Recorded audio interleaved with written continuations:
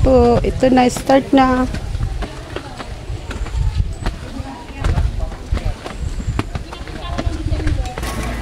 One, two.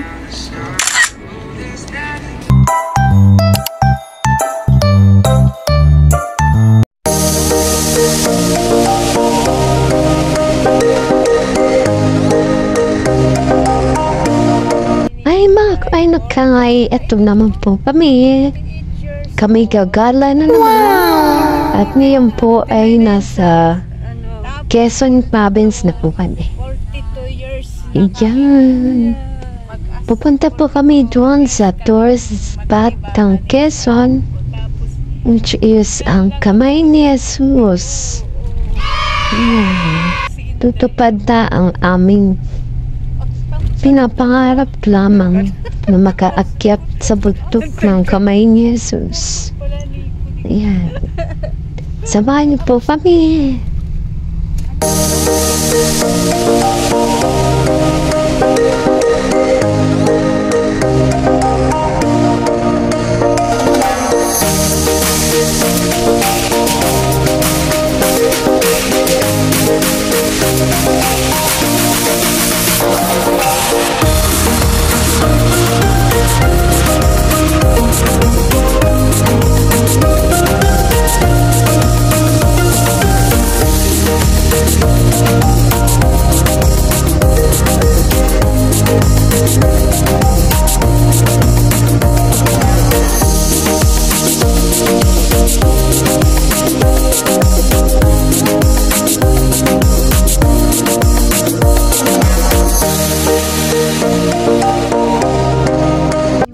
At dito na nga po kami sa Pinagbanderahan Summit dito sa Atimunan. Inabot na po kami ng gutom, kaya kakain na po kami. Meron po dyan mga kubo-kubo na may lamesa. Pwede po dyan kumain at meron din po mga karinderya dito. Mabibila ng mga pagkain. Meron po kami baon, kaya para makatipid, pag nita-travel po, kailangan magbaon po tayo para makatipid sa gastos.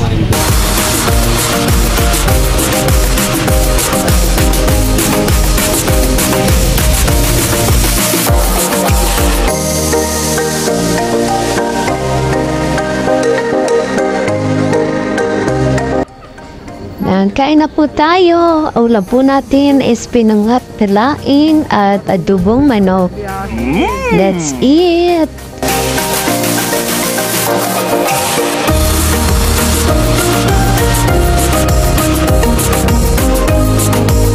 Ayan po, tapos na kaming kumain at lalarga na naman kami.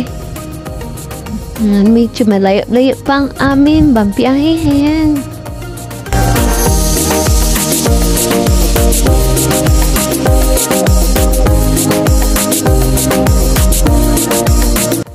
Ayan, mag-picture-picture muna tayo at yan ang mga kainakay na kasama ko. Ano po kami dyan? Anin po kami magkakasama. Pamangkin ko, kapatid ko, at ang aking hipag. Wow!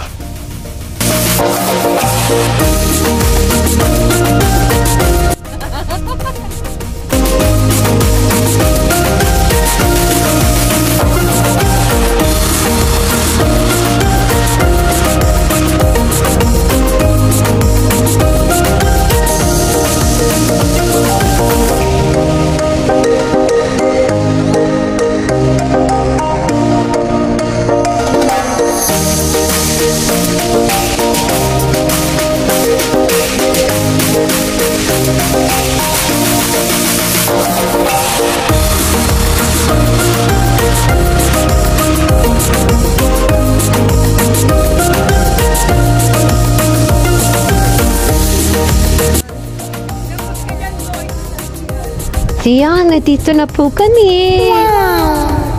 Karating din.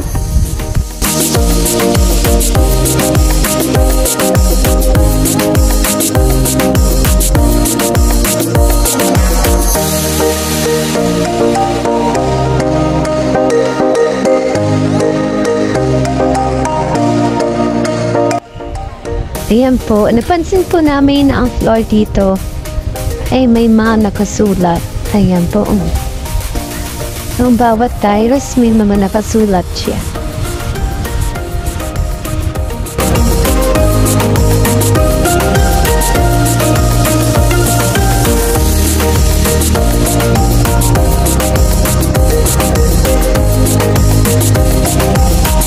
Yan, dun po kami aakyat po andun sa kamay ni Jesus. At bago po kami umakyat doon, dadaan muna po kami dito sa simbahan.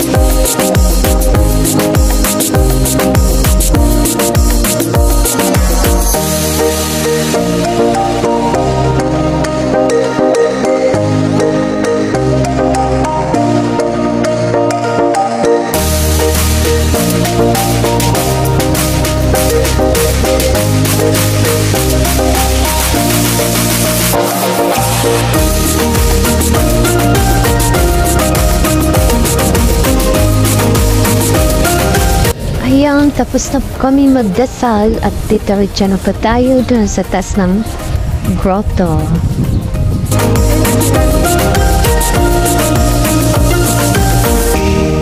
Ay, ang entrance dito. Ito. Ayan, mga kainakay, ito po yung entrance papunta sa kamay ni Jesus. Medyo mainit po ngayon kasi tanghalin to. Mga 2 PM na po, pero mataas pa po ang sikat ng araw dito.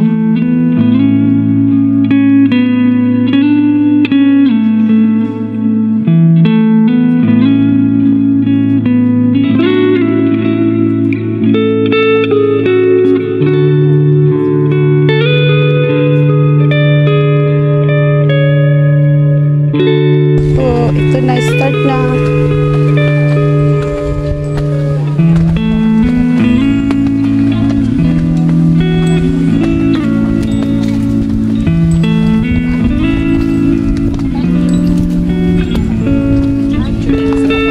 Hagdanan po paakyat sa grotto ay hindi po siya straight na paakyat diretso.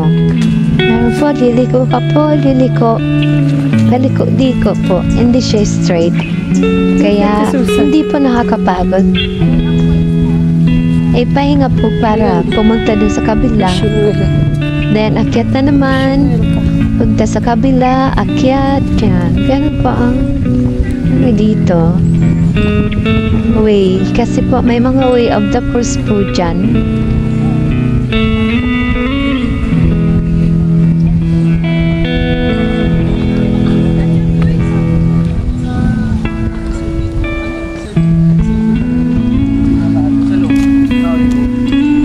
Pero doon sa palabas papuntang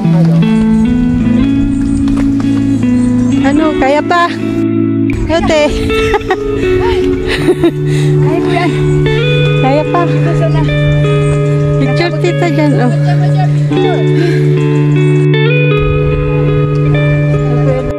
Ako.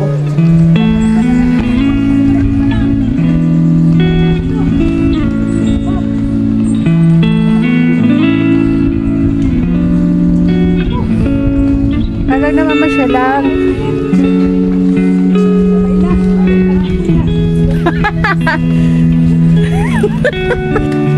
Yan po ang hagdanan na aakyatin. Medyo malapad po siya. Kaya kung maiksi ang paa mo, mahihirapan ka talaga. Kaya sakripisyo po ang pag-akyat dito. Kailangan malakas ang tuhod mo. Pangarap ko to. Maabot kita.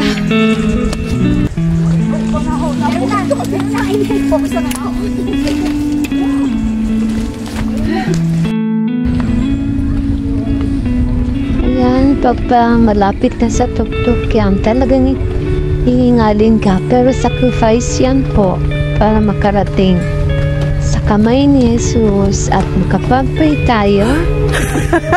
Kahingi ng guidance.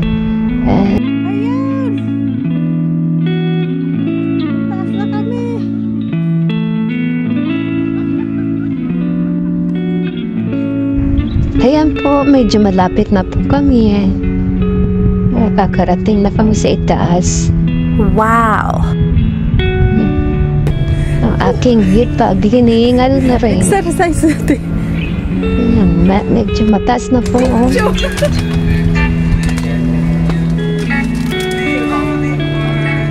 Hali naman payong. 1, 2.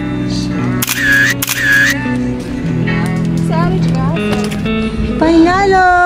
Ayan, mga pagod na po kami dyan. Kaya pahinga muna.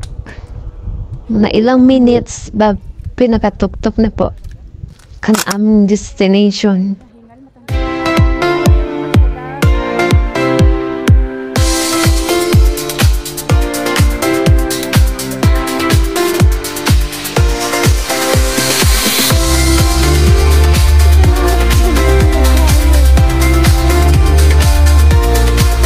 Nandito na kami. Wow. Abot na din.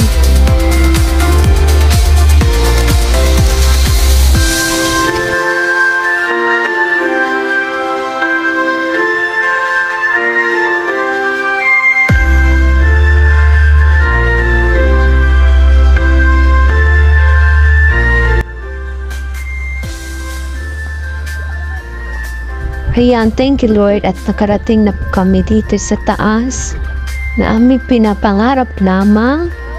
Ayan, pahinga lang po kami dyan ng konting minuto, nag-pray at baba na rin kami agad kasi may pupuntahan po kami.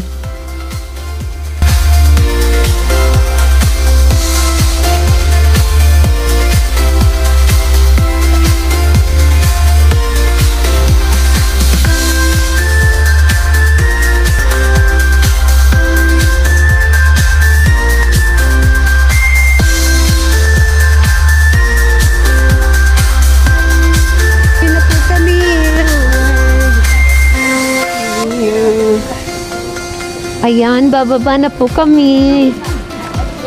Tingnan nyo itsura ng inyong inakay, parang basang sisiw na. Ayan, natitiw na ang aking hit pag nagka-count siya ng bawat baita. Bibilangin daw niya kung ilang steps.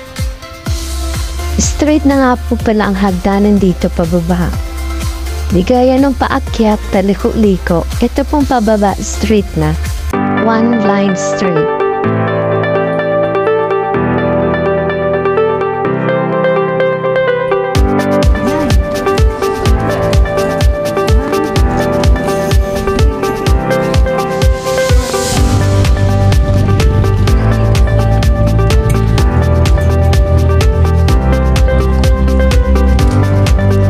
Ay, salamat po, God.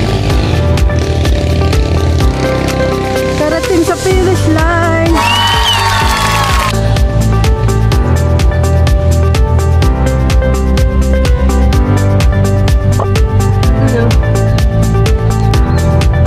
Exit na po. Exit na.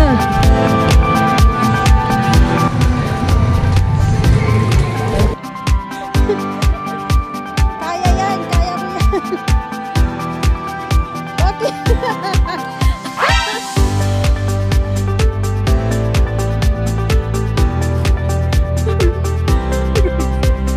Ayan, dito na po kami sa baba. Thank you, Lord. Magkailante, ana, bilang mo. 250?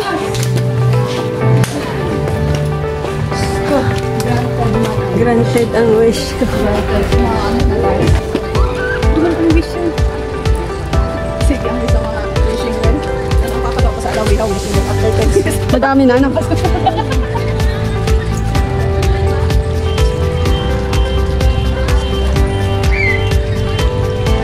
Wish come true.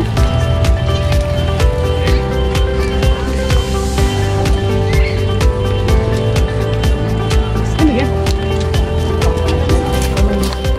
Ano yan? Machine gun din? Machine gun. Ano ba ganyan kindi?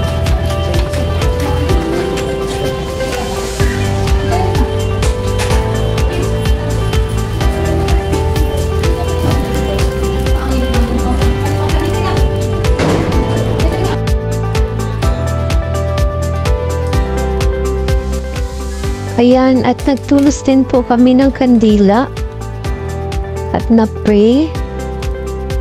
At dito sa labas, meron kong diyang pasyalan, mga harilto ng mga hayop. Ayan po, na-picture pa rin po kami dyan. At po, meron po siyang, kung may love lock, ito po ay may prayer lock. Ayan po, madami pong lock dyan, mga naka-lock na prayers.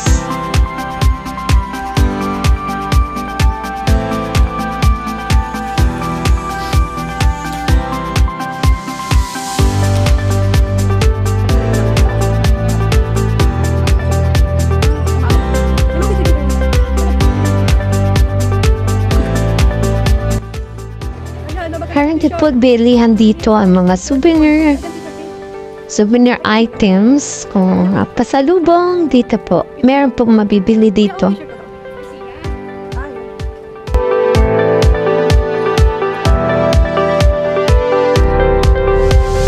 Ayan, larga na po kami. Pupunta na po kami doon sa dorm ng aking pamangkin. Kalagay na namin ang kanyang gamit. At pupunta po kami sa resort. Matutulog at magsiswimming. See you guys. Thank you for watching. See you on my next vlog. God bless.